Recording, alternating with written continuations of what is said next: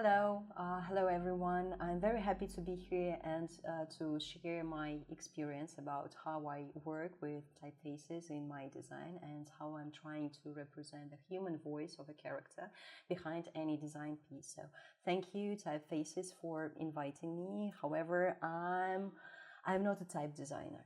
I am graphic designer, book designer, I do art direction, I'm a lecturer, podcaster, but I don't do typefaces, I work with them. And today I would be very happy to share how how I look at the typefaces in my design cases.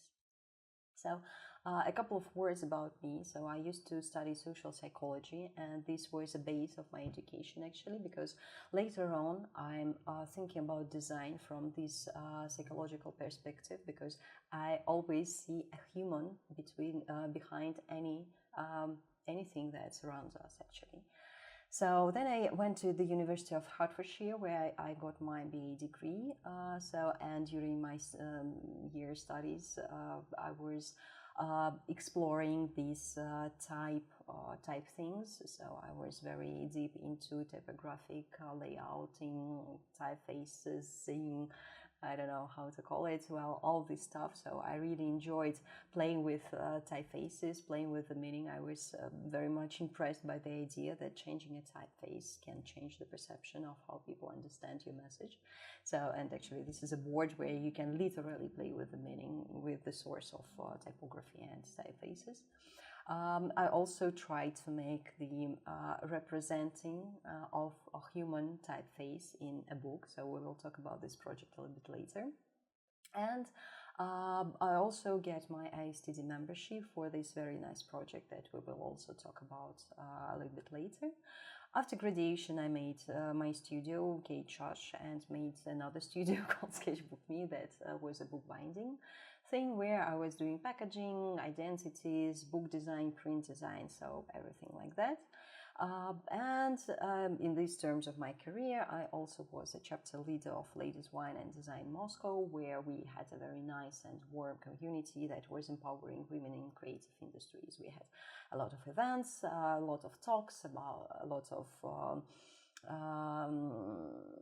activities. So it was a really great 3 years of my life that were devoted to this community. So then, together with my husband, we decided that life is too calm and too simple, and we decided to have a baby. We have a daughter.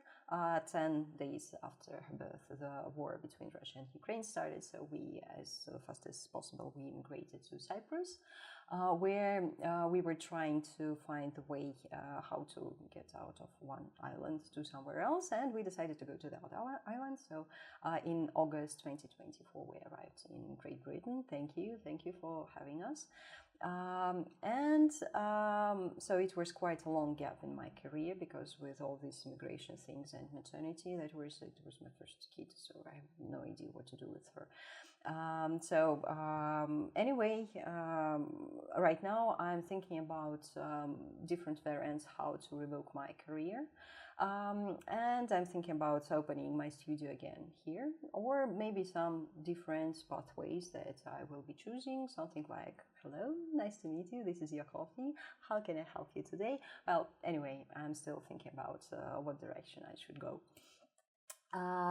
So this all started with this picture, I would say. So someone on pre-foundation, some of the tutors showed us this picture and told us you should think about it. And I was like, wow, does every designer know about that?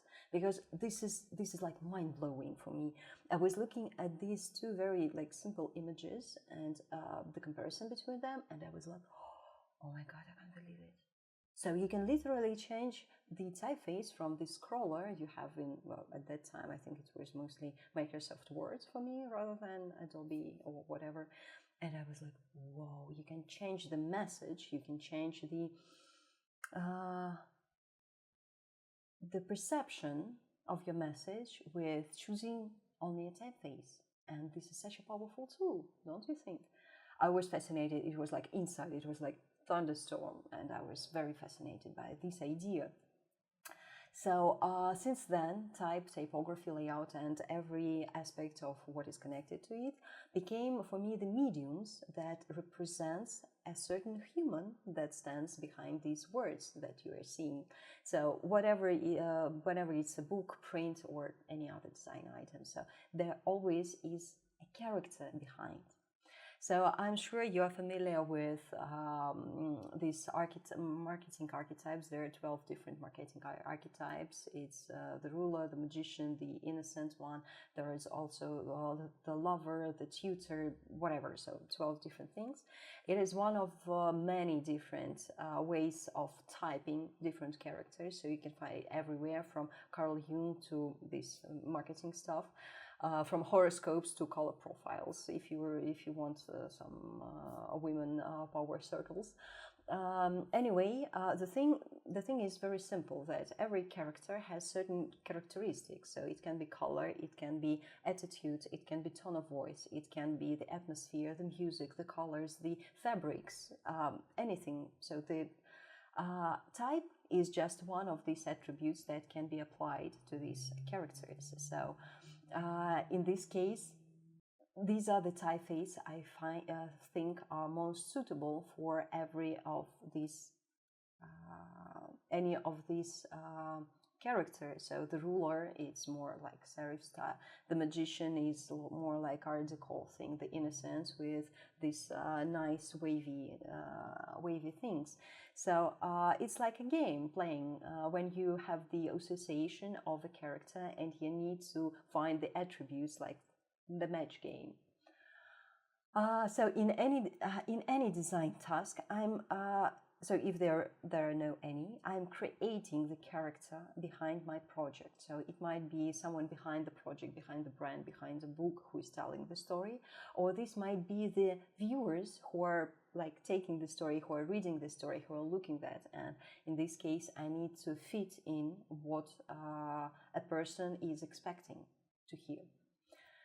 So the first project I want to talk about is Adrian Frutiger. He's a brilliant type designer with a very humanistic approach, I would say. So the moment I started researching his life and work, I realized that there was so much poetry in his quotes that I found. So this is the scan from the book. You can, if you're on the lecture, so you can have a look at it physically if you're watching this lecture online. So please visit my website. There are more scans of it.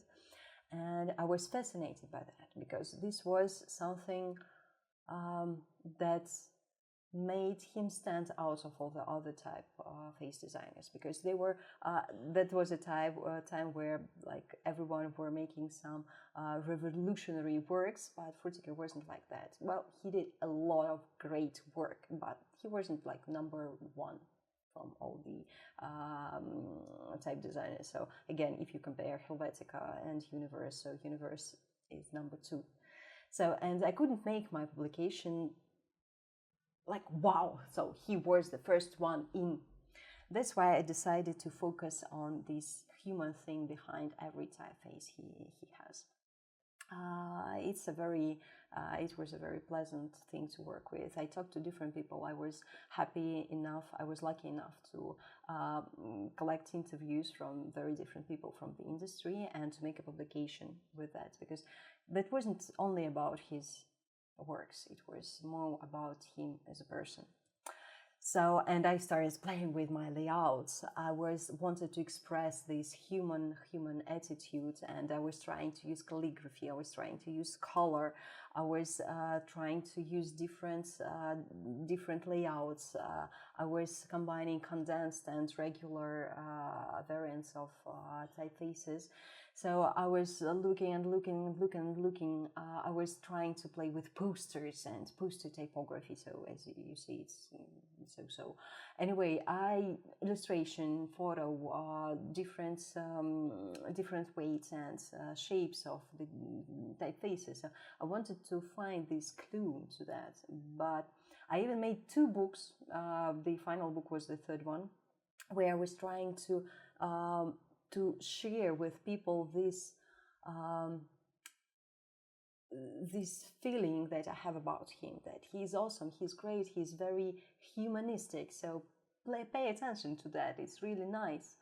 I was making the postcards out of his work, so you can outline his letters and tear it off like a postcard with his works and your works as a type designer.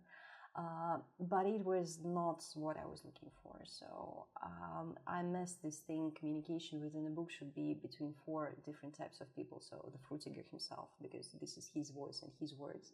The designer who is making it, me, reader, and the people I have talked to. So 4 different types of people should be combined within one publication.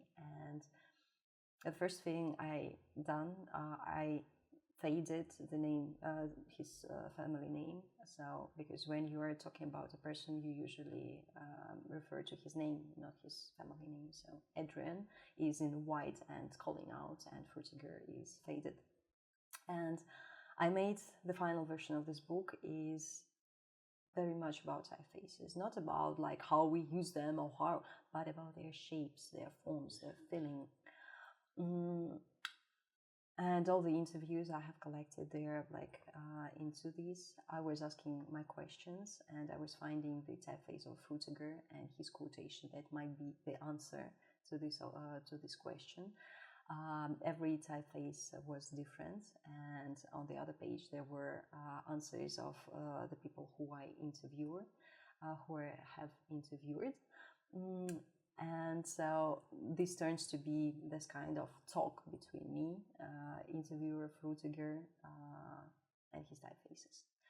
So the last section of this book is more about the form of the books. So you can trace it, you can look at it, you can compare the 2 typefaces, all the details, and see the specimen behind. The second project was challenging and chilly because I wanted to show human voice and human presentation of ChipKit with only one typeface. It was a challenge. So if you are looking at things like calligraphy or some lettering or some different sort of visual tools, it's very easy. But what if you limit yourself to just one typeface, one size? So I was trying to have a look at these screenplays. Of course, Blast was one of my inspirations since I found the existence of the Dean typeface. Anyway, I was researching, I was trying. There were a lot of experiments during this project. So at a certain point, I realized that by the intonation, there might be the changing, 360 degrees changing of the meaning. So you can say, I'm fine, as if it's like, oh, I'm fine, thank you. Or you can say, I'm fine, like Marvin from Hitchcock Galaxy, and it's like totally different things. The same is, this is very nice, was usually a phrase after from your tutor when you had to really remake your whole project because it was scrap. So alt room for those who are lying a lot. I was trying, maybe there is a typeface that can be like this and that, but it didn't work. I asked my friend, he's an actor actually, he's the voice of Harry Potter in Russian movies. I was scanning these typefaces from the previous page, and I was asking him to make different facial expressions and body language to see the difference. But it was using some additional tools, and I wanted one typeface. I had to have one typeface. I found this presentation on TED. I was fascinated by that, so make a picture of that because I really advise you to have a look at that. ChipKit is brilliant. And I decided, okay, so I will use Meta. Meta is a next step for me from Dean, and I wanted, it's more humanistic again, so it's more gentle. Yet with this condensed thing that I really liked from my previous project. And I made a whole legend about how you speak with regular voice, how do you emphasize, how you are grammaticing, and so on. I've watched the video like 2 million times. There are 2.5 million watch of this presentation on TED, and I think 2 million or at least 1 million are mine, because I was trying to pay attention to every voice difference, everything that was different. Every time he was putting emphasis, he was making pauses, he was being playful because he's very artistic during his talk. So, and I was trying to highlight it again using one type Meta Pro with like different versions of it, but yet stick to one size and one typeface. And actually, it's funny because you can watch it on my website. I asked different people to read this thing, having a look at the legends, and it was very close to the actual presentation of ShipKit. And it is very funny because, like, why? To give you a first impression of what you're about to get into. A book designer gives form to content, but also manages a very careful balance between the two. So every time you read this thing, you can't not to make, because this is something in our mind. Then if you say something in bold or like in cap letters, someone is shouting at you or so.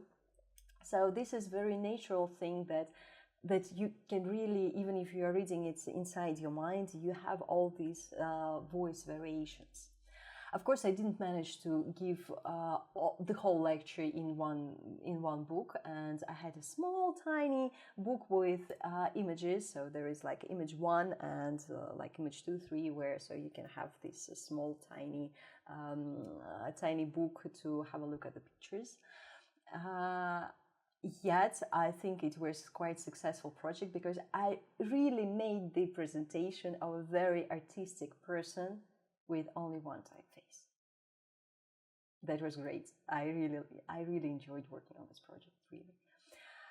So this attitude that I was working with, I tried to put into my other projects. For example, this lady, she's the owner of architectural bureau in Russia, and she's very smart. She's very casual, I would say. So Garamond is a good choice for her brands from my point of view. When I was working on this encyclopedia of street arts of Nizhny Novgorod, there were 4 different typefaces I thought might be suitable, and I've chosen the one that was called Big City Grotesque. And it's funny because Nizhny is not that big city, yet it's another game you are playing with the guy who made this typeface. Because you are taking his name, his like feelings for that, and you take it and you use it in your design that might be like the same, like this about Nizhny Novgorod and street art, or completely different, for example, for a boutique with lashes or whatever. So that was the final outcome with this setting. When I was working on my branding, it was like crazy because every 1 year I was like, oh no, I don't like it. It doesn't represent me. I need something fresh. Finally, 5 or 6 years ago, I've stuck with Sketch set in Meta Pro. I really like Meta. But again, a couple of years later, I had to find another typeface that will add something to my visual personality, because this is, I was too stuck within one typeface. I had to get a pair for him, and this is how it all turned out within the layouts I'm making. Again, I'm thinking about remaking the whole thing, but this is the other story. So I hope you enjoyed it. I hope you enjoyed the way how I look at the typefaces in my designs, and maybe that will start this game for you in your design place, when you can think of a typeface not as a plain thing but a character with certain characteristic, and you will try to add your type to that character so they can match. So wish you luck with that. And again, 3 questions as a common theme for everything. So 3 questions. It will be, so as type designers, what do you think? Do you think of a character behind your typeface, or you are focusing more on visual things, or what attitudes are you using while doing things like that?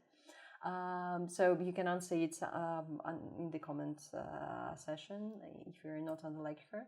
So think of yourself as a type. So what type will that be? So I will be really happy to hear. And this is like the real question, the brands I'm working with right now. So these are the mood boards for this, and I'm looking between 2 typefaces. So I will be happy to have your advice about that. So this girl is making jewelry, and she's very like nature-based, very delicate, very like fairy. She looks like a fairy. Her designs are very fairy. So this is the mood board for this brand. So, and these are the two typefaces I'm working with right now. So give me a clue what of them you like most. And thank you so much for being with me. I'm very happy to be here. You can find all my social networks within these QR codes. Come to KChash, have a look at the projects I talked about. And let's stay in touch. Have a lovely evening. See you.